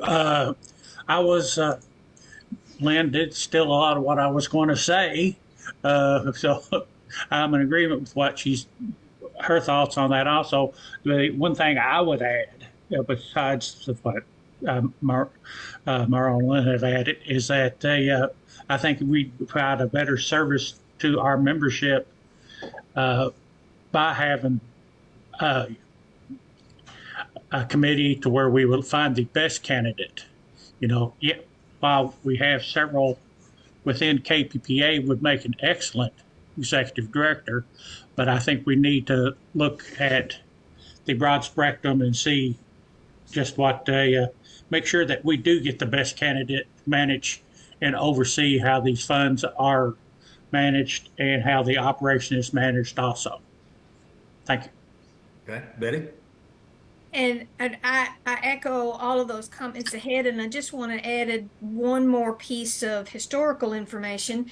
Lynn, Bill, and I just finished working on a very successful national search, external search, however you want to call it, and we think we've hired a really good CFO. So we've had some very good experience with a wider search going to other organizations and professional opportunities. So I'm in favor of number 3. Bill? Thank you. And I'm leaning that way too. I would advocate it, and I would like to highlight a comment that Dr. Hackbart said. I think the search committee is important, and the process being laid out is important. It's important that we understand what the job description is, what we're looking for in a candidate, so that both the candidate and we have clarity as to what we're looking for the future. So I think that committee and that process is an important part of a wide search. Thank you. Pruitt? The second option is probably my favored one, but just one, I hate to use the word warning for a group like this, but if we open it up, we can expect that there will be political pressures that do we want to put ourselves in that position? We can probably handle it just fine, but this job will appeal to some people who have certain connections, and I just want to throw that out on the table. That's something we need to consider. I think Pruitt's 100% right on there, but I still leaning towards the third. I think at the end of the day, we need to. I don't think we need to do the search for the search firm for the cost of it, but with the committee opening it up with that search, I think that we will get more applicants, and there is potentially for some political pressures of some sort, but it's going to be up to this committee to make sure that, look, this is not about politics. This is about picking the best person to lead this organization, and that's what we have to do. Okay. Keith, any other comments? Yeah, Keith, I don't know if my hand is working here, but I think my main message is we're in good shape. There's no reason to be concerned, rush to judgment. My message to trustees is you've got good talent here. If you find something outside that you think is better, fine. But there's no reason to be concerned that the be poor leadership going forward. Okay. I have one more question, if I could. I'm assuming that Laurie would be working with us on this, because there will be things that have to be done, staff-wise, postings and stuff like that. So is that correct, that we would bring Laurie in this process? Yes. Okay. Anyone else?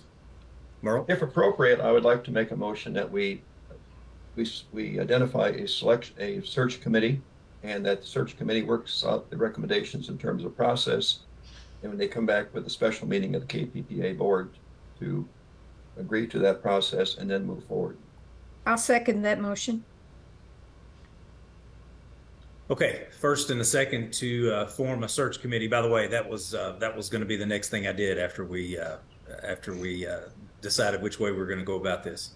Okay, we have a first and a second. Any discussion? Seeing none, all those in favor? Aye. Aye. Any opposed? And that motion carries. My idea was to put the chair of both boards on this committee. So Lynn and Betty, are you both willing to serve? Sure, Yes. thank you. Okay. Bill O'Mara, would you join? Yes, thank you. Okay.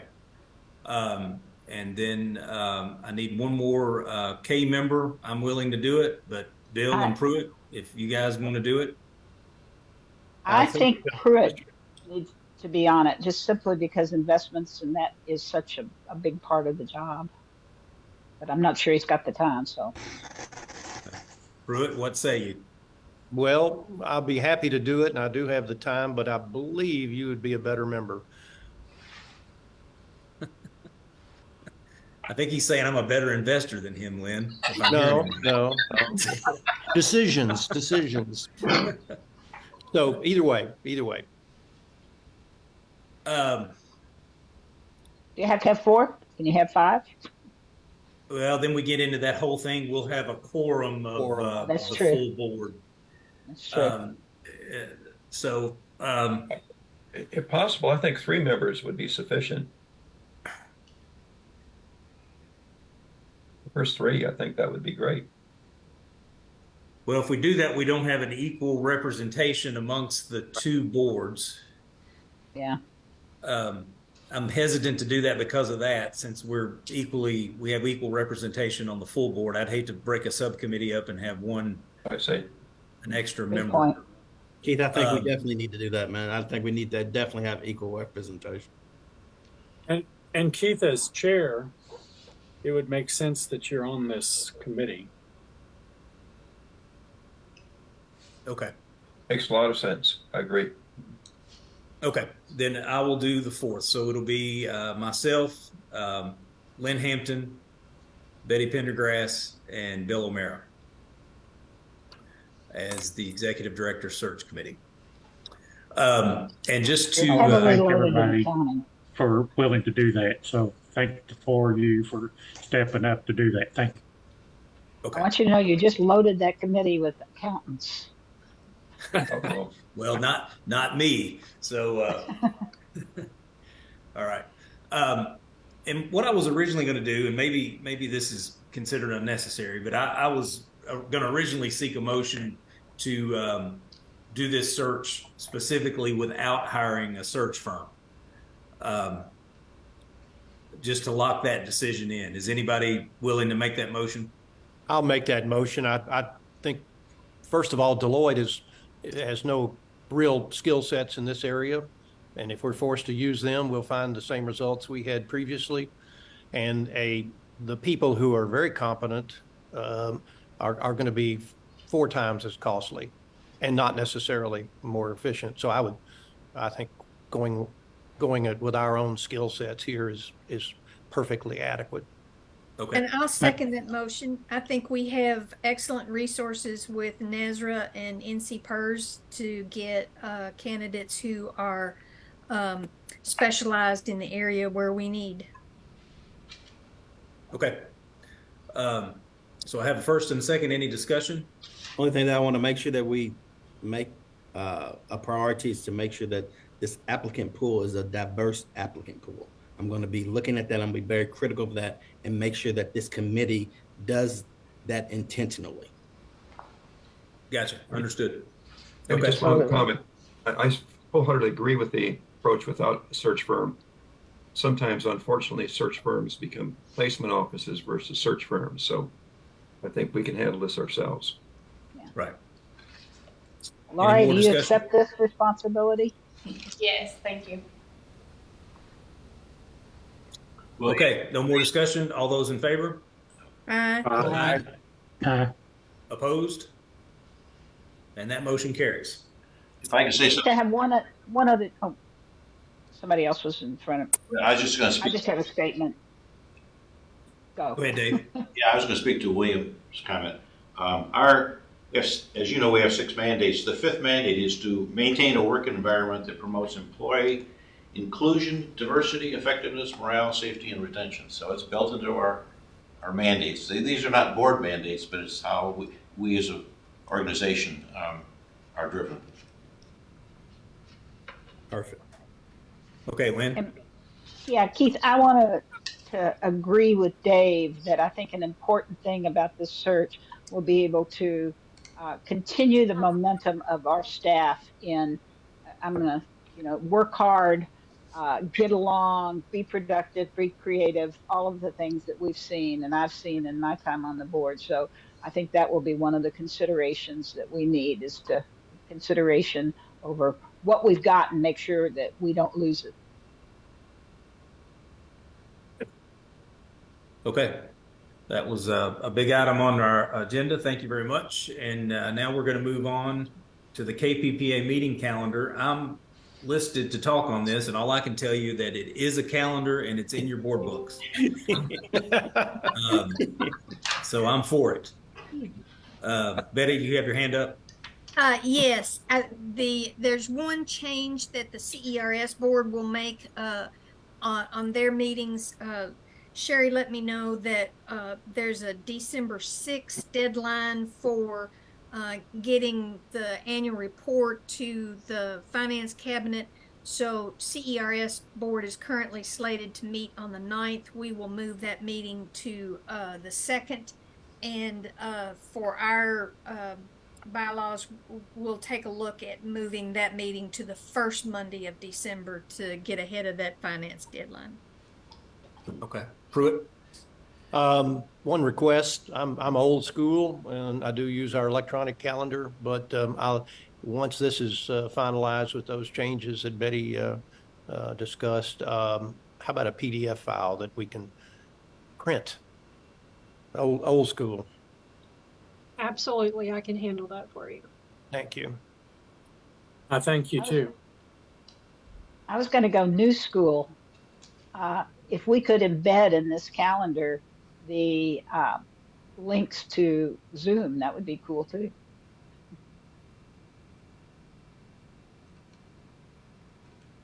Got that, Sherry? You got that? Can we accomplish that? I think we can do that. Okay. I'm gonna go live school. Sherry, just make sure I got it so I'm here when I'm supposed to be. Will do. Will do. All right. No more questions or comments. I'll seek a motion to approve the 2024 KPPA meeting calendar. So moved. Second. I'll second. Any discussion? Seeing none, all in favor? Aye. Aye. Aye. Opposed? And the motion carries. Okay. We are to the KPPA update with David Eager. All righty. Thank you, Keith. You have in board books a memo that I put together some time back. There's not really much change to it. I think you all had a chance in the C board meeting and the K board meeting preparation in board books to see it. It hasn't changed. I will make a couple of comments though. The strategic planning process with Provaliant is moving along. They're into what they call the visioning phase. In fact, they have representatives here in the office today with meeting with staff. There will be 24 staff members involved in these meetings. To my knowledge, no executive director. They've interviewed us independently, and they want a kind of an open forum when they're talking with other staff members. So we continue to be impressed and encouraged that this is going to be a good process. I think that I didn't forewarn Aaron on this, but could you speak briefly to Humana? I can. There were many comments that we've already heard, but the contract negotiations between Humana and Baptist Health Medical Group was not successful by the deadline of last Friday, September 22nd. We have updated some messaging on our website and social media. There, as you've heard this morning, there is some confusion with how the out-of-network benefits work for our members. The cost for the in-network and out-of-network benefits for our members on our KPPA Medicare Advantage plan with Humana, the costs are the same, the benefits are the same, whether it's in-network or out-of-network. So as long as the provider will accept the out-of-network benefits and they accept Medicare, then there should be no change for our retirees. I spoke at the PPOB meeting on Tuesday, and I relayed there that we continue to encourage both Humana and Baptist Medical Group to continue their discussions on these negotiations and disagreements, and hopefully they will be able to come to a resolution soon. I believe you gave a couple of questions. Lynn? Is to the person using the insurance, are they going to use the same insurance card? In other words, to them, is it going to be they're still going to go to Humana for whatever they want? Humana treats them the same, or what is the retiree going to see? The retiree would still use their same card that they have for Humana. That won't change. So they should be able to go in and receive the same services and scheduling. I know there has been some issues, some confusion with the providers because Humana has many different Medicare Advantage plans. So some of the providers are a bit confused on exactly how our KPPA plan works. I know that Humana representatives have been reaching out to some of the providers to provide some education on that and to help with getting some scheduling completed for our retirees. So that means, if I interpret that correctly, that means that it's actually going to cost us more money because these people are out of network. No, there is no change between the in-network and out-of-network benefits. The costs are the same and the benefits are the same for our retirees. Okay, so I think what it may help you understand, Lynn, is what they provide the provider. Instead of having a contracted negotiated price between Humana and Bluegrass Health Medical Group, they will be paying the Medicare price toward the provider, whereas our member will just pay their out of pocket. If that's my understanding of the way it works. I agree. That it's just how out of pocket doesn't change, just what the amount, instead of being a contract negotiated price with Humana, it's the Medicare price. That is correct. Okay. The premium that we pay to Humana remains the same. So the provider has to accept Medicare. Correct. Okay, I'll have to wait and see because it seems to me odd. Why do we even have any kind of contract with hospitals? But okay. Betty? And just to go one step further on the issue of accepting the Medicare fee, I asked if the provider would have the option, if the Medicare fee is lower than their normal fee, would they be able to bill patients for the additional amount that comes into that category of surprise billing? And Humana assures me that if a provider accepts Medicare, they have to take the Medicare fee and there is no additional billing to patients.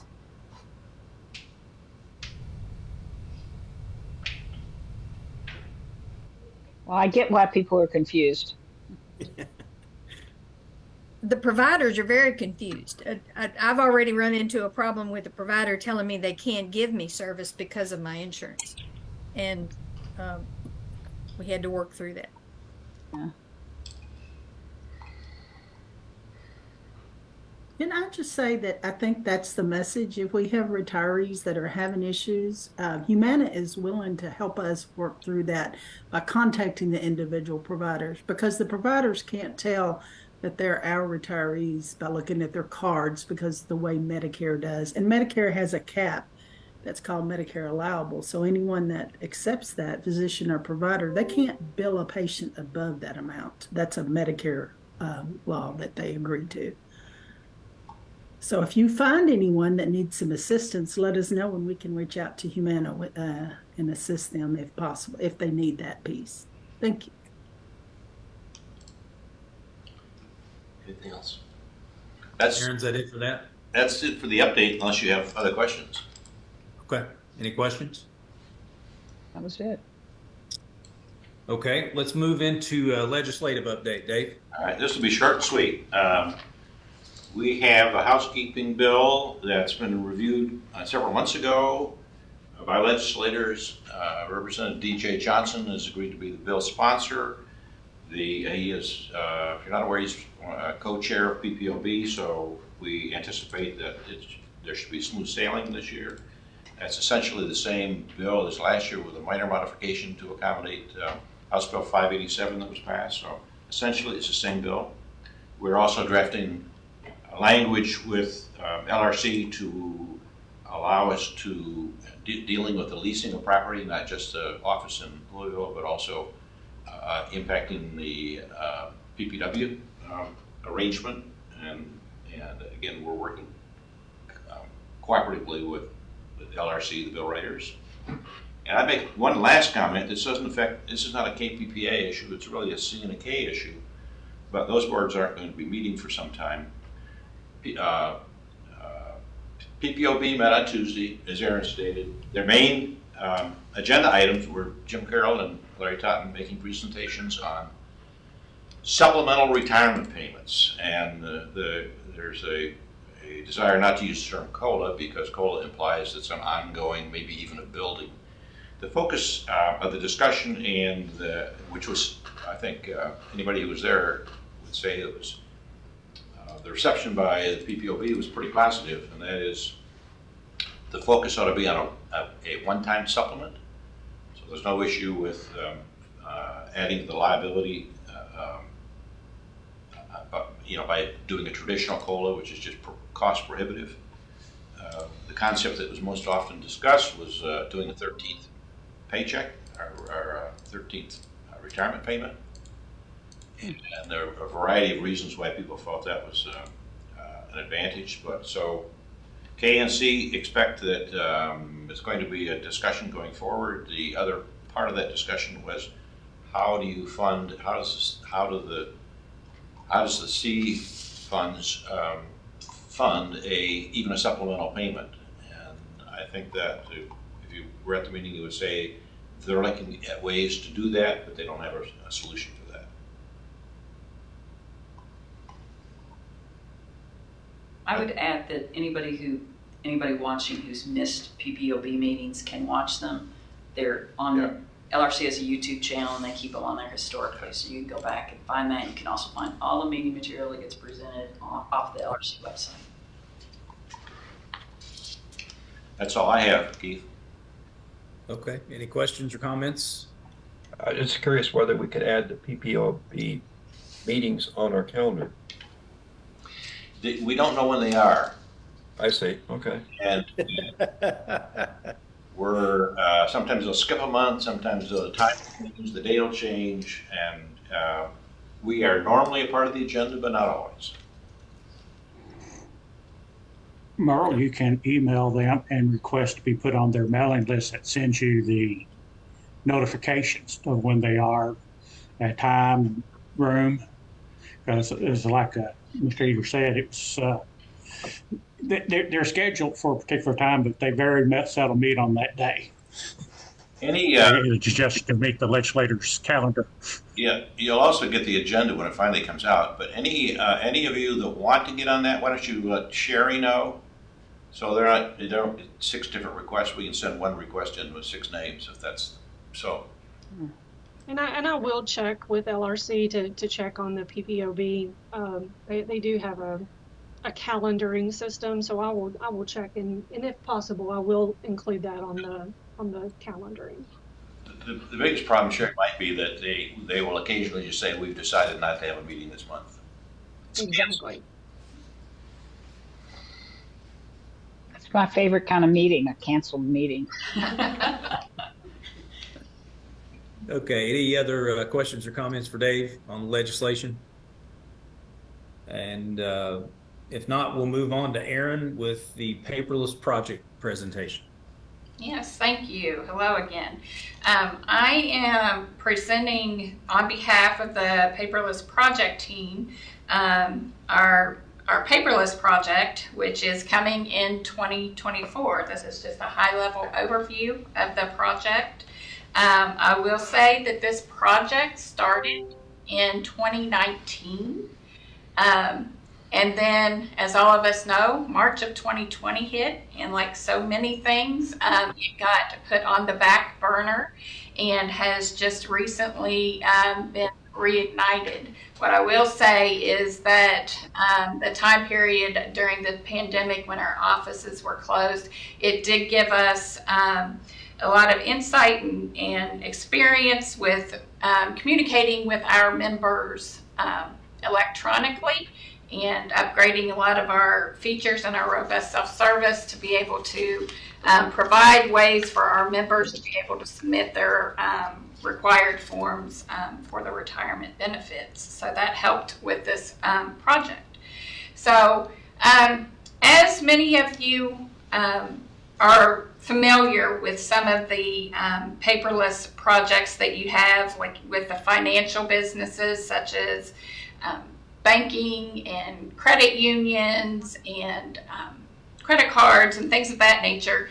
Also, healthcare institutions use paperless options for billing and providing letters, and other government entities do as well. And we are modeling some of what we're doing with our paperless option, like some of these different entities. We always like to tie our projects to some of our mandates. Mr. Eager mentioned our mandates earlier. This project ties to mandate number 2, to provide members with efficient access to information, and mandate 6, that insists on a culture of continuous enhancement. And just to be clear, this paperless option that I'm speaking to is talking about member communications. Next page, Sherry. Like I mentioned earlier, this is expanding on a lot of what we already do in self-service. We provide several things that our members can log into their self-service account, which is a secure portal, and process many of their things electronically. We have an online service purchase cost calculator where the member can generate a cost to purchase service and send in payment to make that purchase. We have the ability to send correspondence into our message center, which is housed in our self-service portal. Our members can file their application for retirement online. They can also complete their health insurance enrollment online, both for when they initially retire and also during open enrollment.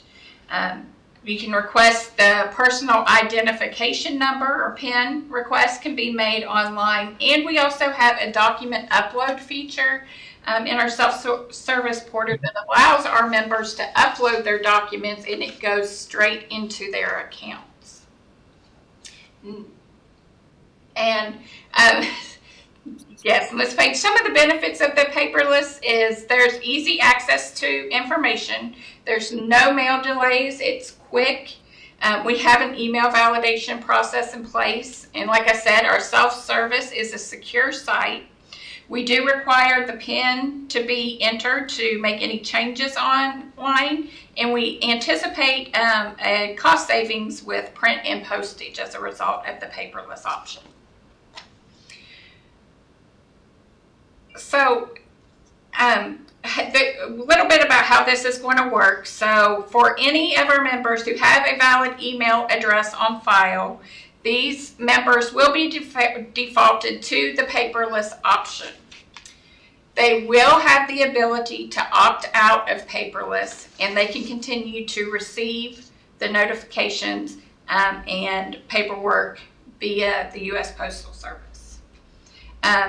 For those who receive their information paperless, they will receive any account-specific information will go to the message center that I mentioned earlier. So what we would do is we would send an email to the member saying, you have something in your message center, go to your online account and receive that document. Now, there are some exceptions to the paperless options that we will continue to mail through the Postal Service.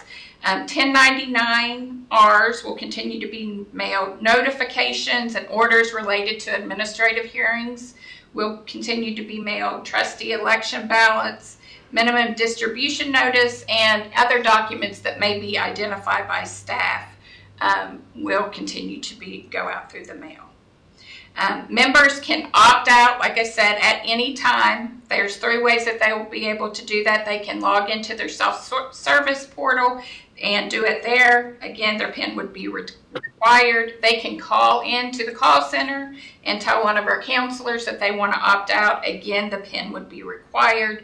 Or they can do that opt-out election on the Form 2040, which is a change of contact form. The opt-out does not apply to some of our general information that we send out, such as member newsletter, insurance reminders, and trustee election reminders. Those will continue to be sent out via email as we do today. Next slide, please. This slide just shows some of the percentages or the numbers that we have for our emails. You can see with our active population, 80% of our active population, we have a valid email address on file for them. For our inactive population, of course, we expect this to be lower, but only 24% have an active valid email address. And then our retired population has 68% of that population has a valid email address on file. So again, they would default to paperless, but always have the option to opt out back to receiving paper documentation. Jerry Scott. And Mr. Powell has a question, so I'll go ahead. Mr. Powell? I do have a question. Thank you. I like the number on the active. Do you have any idea how many of the active employees use their personal email as opposed to the ky.gov or their work email? I do. We would have that data. I do not have that data today to be able to Becca, do you have? It would be very difficult programmatically to determine if an email belongs to the employer or not. Because I think when they would leave, it would create a bounced email then. Usually, yes. Maybe if when they signed up, they could put their, use a work in an alternate or have an alternate besides their, they could go to different agencies they don't have it or something. So that's just my thoughts. And the employers, they do report email addresses for their employees. That's a required field. We do encourage all of our members to update their account with their personal email address. So we will continue communications and messaging for that as well. Thank you. Mm-hmm. And then Sherry, if you'll go to the last slide. And so again, I'm just presenting a high level overview today. We are going to be doing some, we just wanted to get the word out today. We're going to be doing some additional messaging that will be sent out to our members. We've done so in our Keep Open enrollment information. Of course, we'll do that through social media. Later this year, we're going to send out some more specific messaging. We'll update our website. We'll put in some self-service banners. We're going to include a message with the 1099-Rs that are mailed in January. Of course, we'll continue to put things out in our member newsletters. We'll send the information out to participating employers so that they can educate the employees as well. We'll also reach out to stakeholder groups such as KPR, KGR, KLC, KCO, and the School Board Association. We have a CRIS tile in the CRIS system that's a KPPA tile that state employees, anyone who has access to the CRIS system, can click on that tile and get information. We'll update that with some of this paperless information. And we are going to send a direct mailer to all of our members in February 2024. So that will go through the post office. We will update some phone messages, and we're thinking about adding some graphics to our envelopes. Again, this is just a high-level overview of the project. We will develop a regulation for this process. We intend to have that regulation presented to you all before the end of the calendar year.